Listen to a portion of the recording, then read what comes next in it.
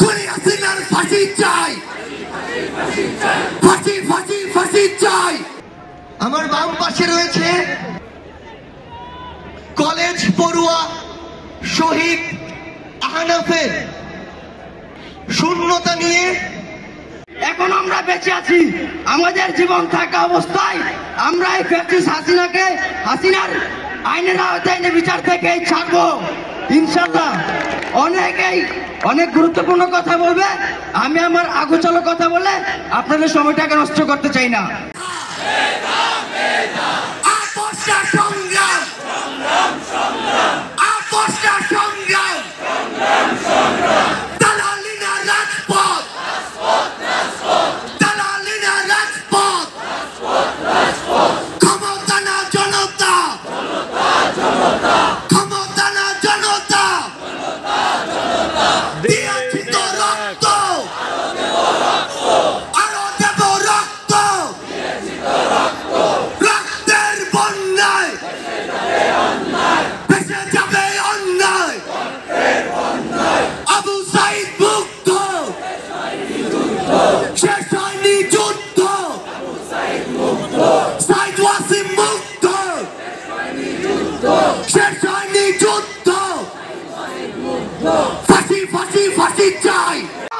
আমাদের 57 জন দেশপ্রেমিক সেনাকে হত্যা করেছিল।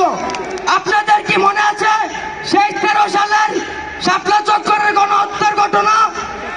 তারা আমাদের হাজার হাজার আলেম ওলামা ভাইদেরকে উপর আক্রমণ করেছে এবং তারা আমাদের হাজার হাজার আলেম ওলামা ভাইদেরকে হত্যা করেছে। কি করেননি এই ফ্যাসিস্ট হাসিনা? তিনি তো পালিয়ে গেছেন ঠিকই, তবে আমাদের সবাইকে এমন এক জীবন দিয়ে গেছে যে জীবন কখনোই ভুলে যাবার নয়। তিনি পালিয়ে যাবার সময় আমাদের এমন এক জীবন দিয়ে গেছে, সেই জুলাই মাসে আমাদের শত শত ভাইদের কেড়ে নিয়ে গেছে হাত, পা, চোখ। কি করেননি তিনি?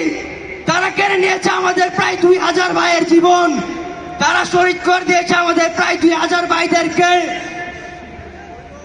আমি বলতে চাই, যদি এক মার্ডারের বিনিময়ে ফাঁসি দেওয়া হয় তাহলে আমার দেশের সরকার আর দেশের জনগণের কাছে একটাই আবদার থাকবে, এই ফ্যাসিস্ট খুনি হাসিনাকে যে কোনো বিনামূল্যে হোক দেশের মাটিতে এনে লাখো লাখো জনতার মাঝখানে ফাঁসির দড়িতে ঝুলিয়ে হত্যাকাণ্ড দেওয়ার জন্য।